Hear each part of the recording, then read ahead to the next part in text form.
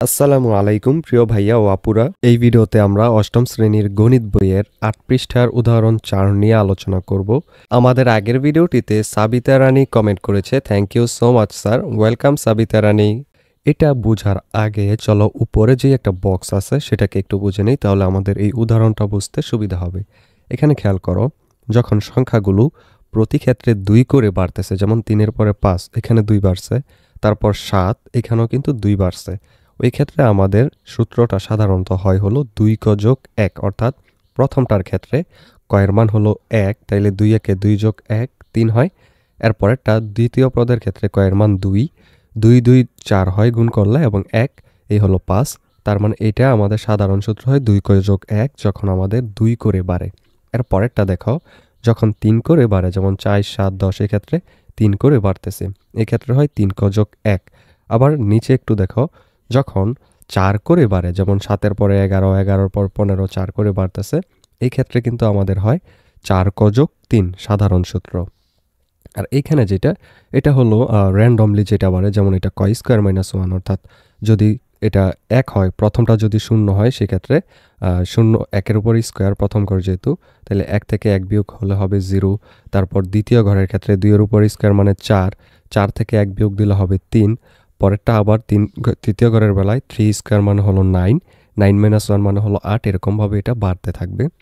এর আগে আরেকটু আগে দেখো, এখানে কয়েকটা চিত্র দেয়া আছে। এই ক্ষেত্রে যদি একটু খেয়াল করো তাহলে দেখতে পাবা যে প্রথমটায় ছিল ৪, পরেরটায় ছিল ৭, পরেরটায় ১০। এটা কিন্তু আমাদের মান ছিল ওই যে দ্বিতীয় যে সূত্রটা এখানে দেখলাম, ৩ ক যোগ ১, ৩ করে বাড়তেছিল প্রতি ক্ষেত্রে, ওইটা। তাহলে এখানে কিন্তু আমরা সূত্রটা পেয়ে যাই ৩ ক যোগ ১।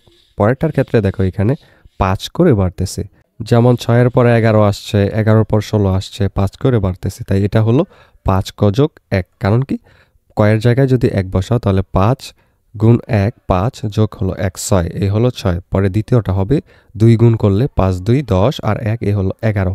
এরকমভাবে কিন্তু এটা বাড়তেছে। এরপর তৃতীয়টার ক্ষেত্রে দেখো, এখানে কিন্তু প্রতি ক্ষেত্রে বাড়তেছে কত করে দেখো তো, ৭ থেকে ১০ ৩ আর ২ ৫ করে। তাহলে এখানে যেহেতু ৫ করে বাড়তেছে, এই ক্ষেত্রে কিন্তু এটা হবে ৫ ক যোগ ২।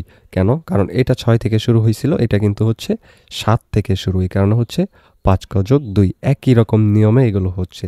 তো এইবার চলো আমরা যদি উদাহরণটায় যাই, তাহলে আমাদের উদাহরণটা বুঝতে সুবিধা হবে। যেমন ক নাম্বারে আমাদেরকে বলছে প্যাটার্নে চতুর্থ চিত্রটি তৈরি করে কাঠির সংখ্যা নির্ণয় করো। তো এই ক্ষেত্রে দেখো, প্রথমটার মধ্যে কাঠির সংখ্যা ৬, পরেরটাই হলো ১১, তারপরেরটায় কত এখানে, তারপর আরও ৫টা যোগ করো তাহলে হবে ১৬। তো ১৬র সাথে যদি আমরা আবার ৫ যোগ করি তাহলে কত হয় ২১। তাহলে আমরা পরবর্তী ঘরটা নির্ণয় করলাম, এটার সাথে আরেকটা ঘর বানিয়ে দেব। এরপর এখানে প্যাটার্নের মধ্যে কাঠির সংখ্যা হবে ২১টি, এটাই আমরা উত্তর বলে দিব। এরপর ক্ষয়ের মধ্যে কোয়েশ্চেন করছে প্যাটার্নটি কোন বীজগণিতীয় রাশিকে সমর্থন করে তা যুক্তিসহ উপস্থাপন করো। আমরা কিন্তু একটু আগেই দেখে আসছি উপরে, এই যে এই ক্ষেত্রে ৫ ক যোগ ১ যেরকম ৬ ১১ ১৬ এরকমভাবে যেগুলো যায় সেগুলো ৫ ক যোগ ১কে সমর্থন করে। ঠিক এইটাই কিন্তু এখানে হচ্ছে, প্রতি ক্ষেত্রে কিন্তু এখানে ৫ করে বাড়তেছে। যেমন এখানে ৫ করে বেড়ে প্রথমটা হয়েছে কিন্তু ১১, তারপরটা হয়েছে ১৬, তারপর কিন্তু ৫ বেড়ে হয়েছে ২১। তাহলে এখানে আমরা এই যে ৬ প্রথম কাঠির সংখ্যা সেটা লিখব, নিচে সমান দিয়ে ৫ যোগ ১ লিখব। এরপর এখানে সূত্রটা লিখব, ৫-এর গুণ করলে ৫ গুণ ১ হয়, এরপর যোগ হয় ১, তাইলে হয় ৫ একে ৬। এরপর দ্বিতীয় চিত্রের কাঠির সংখ্যা হলো ১১, এই ক্ষেত্রে আমরা এটাকে ১০ যোগ ১ লিখে ভাঙাবো। তারপর এখানে দ্বিতীয়র জন্য ৫ গুণ ২ লিখবো, তাহলে ৫ ২ ১০ আর ১ ১১, এটা হয়ে যায়। তারপর তৃতীয় কাঠির সংখ্যার ক্ষেত্রে একই রকমভাবে এখানে ১৫ আর ১ লিখবো, তারপর ৫ ৩, তারপর 1 লিখবো। চতুর্থটার ক্ষেত্রে এখানে ৪ লিখবো, ৫ 4 হয় ২০ আর ১ ২১। এখানে তাইলে আমরা সূত্রটা পেয়ে যাই হলো ৫ ক যোগ ১। এখানে ক যেটা সেটা হলো পদ সংখ্যা, তাইলে এখানে যদি আমরা পঞ্চমটা নির্ণয় করতে যাই তাহলে আমরা কয়ের মধ্যে বসাবো ৫, তাহলে ৫ ৫ ২৫ এবং ১ ২৬ হবে। তাহলে এখানে আমাদের বীজগাণিতীয় রাশিটা হলো ৫ ক যোগ ১।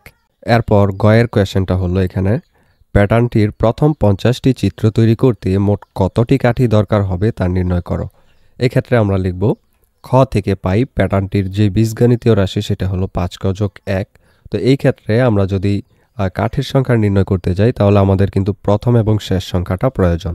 তাই আমরা ৫০তম যেহেতু বলছে সেটার কাঠির সংখ্যা নির্ণয় করব, ৫ গুণ কয়ের জায়গায় ৫০ লিখে যোগ 1 দিয়ে, তাহলে হবে 251।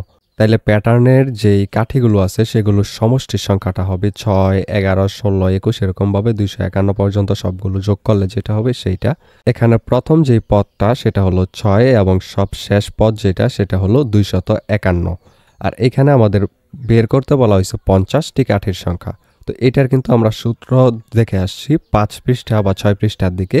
সমষ্টি সূত্রটা হলো প্রথম সংখ্যা যোগ শেষ সংখ্যা ভাগ 2 গুণ পদ সংখ্যা।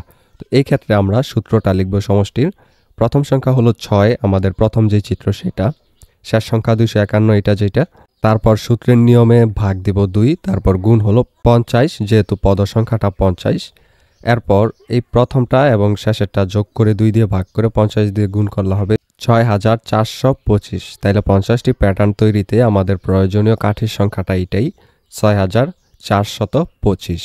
ভিডিওর এই পর্যায়ে তোমাদেরকে একটা আপডেট জানিয়ে রাখি, তোমাদের নিশ্চয়ই এক এক বিষয়ের প্রাইভেট পড়ার জন্য এক এক স্যারের কাছে দৌড়াদৌড়ি করতে হয়। এতে করে অনেক সময় এবং অনেক টাকাও খরচ হয়। কেমন হতো যদি একই জায়গায় সবগুলো সাবজেক্টের প্রাইভেট পড়তে পারতে, আর টাকাও লাগতো অনেক কম। সেই কথা ভেবেই তোমাদের জন্য 10 মিনিট স্কুল একটি অনলাইন কোর্স লঞ্চ করেছে, যেখানে খুব অল্প খরচে গোছানোভাবে সকল বিষয়ের উপর ক্লাসগুলো নেওয়া হবে। ডেসক্রিপশনে লিংক দেওয়া আছে, সেই লিংকে ক্লিক করে বিস্তারিত জেনে যদি কোর্সটি ভালো লাগে তাহলে আজই ভর্তি হয়ে যাও সেই কোর্সে। এই ভিডিওটি এই পর্যন্তই। নেক্সট ভিডিওতে আমরা অনুশীলনী সমাধানগুলো নিয়ে আলোচনা করব। সেটা পেতে হলে অবশ্যই সাবস্ক্রাইব করে রাখো চ্যানেলটিকে, এবং এর আগের যে ভিডিওগুলো আছে সেগুলোর লিংকও কিন্তু ডেসক্রিপশনে প্লেলিস্টে দেওয়া আছে, সেখানে ক্লিক করে সেই ভিডিওগুলো তোমরা স্টেপ বাই স্টেপ দেখে নিতে পারো। পরবর্তী ভিডিও পর্যন্ত টেক কেয়ার, আল্লাহ হাফেজ।